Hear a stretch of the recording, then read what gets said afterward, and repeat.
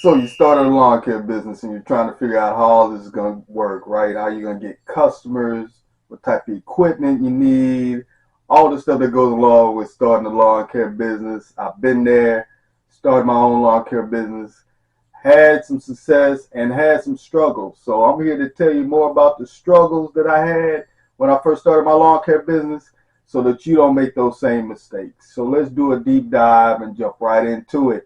For those of you who've been watching, this is our customer approach series that we have going on for our lawn care game plan for 2024. And it starts with how we're greeting customers. I know you guys are probably thinking, hey, I don't need to be greeting customers. I just need to get the customers, right?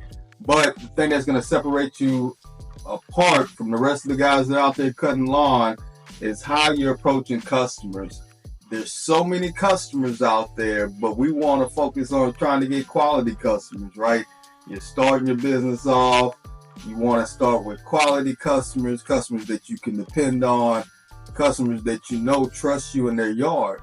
And the way we do that is by our first interaction with the customer. Everybody knows that a smile is the best thing to do when you approach anybody, let alone your customers. Your customers are going to be the ones that you probably need to smile for the most. And I tell you that because of dealing with customers in a stressful situation, for working for the world's leading wireless carrier for over 20 years, that a smile fixed a lot of situations before problems even came in the door. You greet your customer with a smile, and I guarantee you that's going to start to win them over. We got to understand they're coming in with a problem, an issue in their yard. So if they're doing that, they must not be in the best, mood. Anytime somebody's spending money, guess what? More times than not, they probably don't want to do it. So we got to get past that money issue, right? So once we greet the customer, introduce ourselves, now is not the time to give them a card, guys. We don't want to just hand them a card and say, hey, I'm such and such. Yeah, I'll charge you such and such for your yard. We got to do a little bit deeper dive into it, right? We're trying to develop quality customers, and the way you go about doing that is accepting the information that you're getting from the customer, using that information to go ahead and solve the problem. And this is what we're going to do.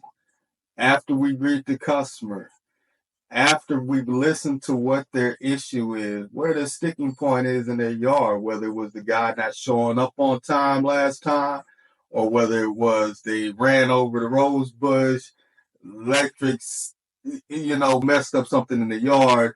Guys, there's so many different reasons why people decide, or maybe they said they were just too high.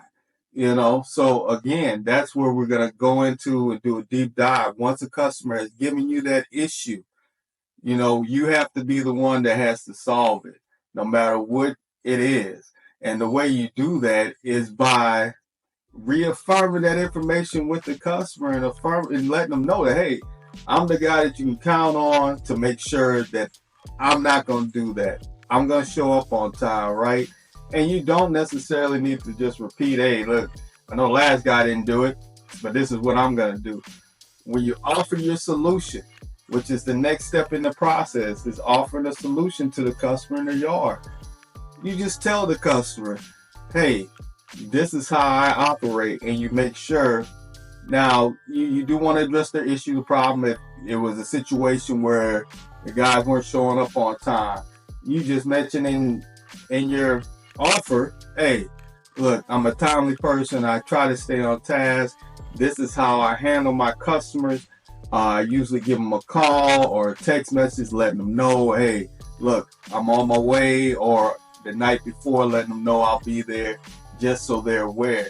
If you're communicating with your customer, guess what? They're willing to accept a little bit more that they might have not accepted from the last guy just because of the fact that he didn't communicate, didn't let them know what's going on. So when you're offering that solution, you basically are just repeating the customer's hot points back to them in a way that you can solve those hot problems.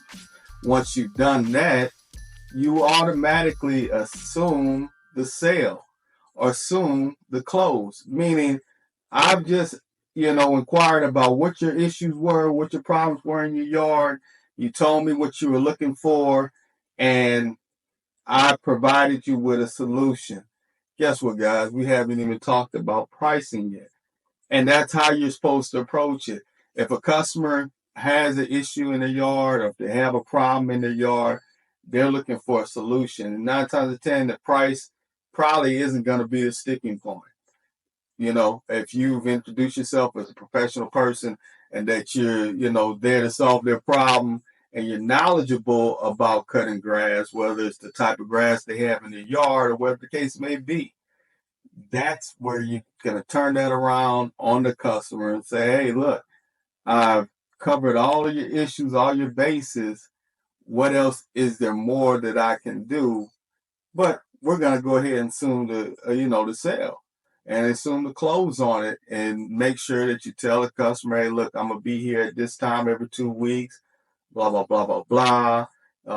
It always helps if you are cutting in a yard in the neighborhood. Tell them, hey, look, I go see Miss Such and Such on such and such day.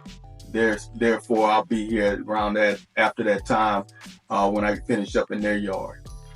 Those are the things that you're going to do in order to get more customers and to close them. Again, our whole approach is we got to separate ourselves from the other guys and make sure that we're giving the best impression when we're out there dealing with the customers. And it's not hard, it's not difficult.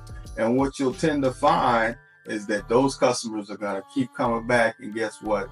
They're going to be your best referral system because of your professionalism and your customer approach. Guys, this is the first step in the game plan in order to have a solid foundation, make sure that we're successful this year. Now look, guys, hope you found some information that you can use in your lawn care business to help you level up. If you're interested in more information like this, probably want to check out this video right here. Let's go, and I'll catch you in the next one.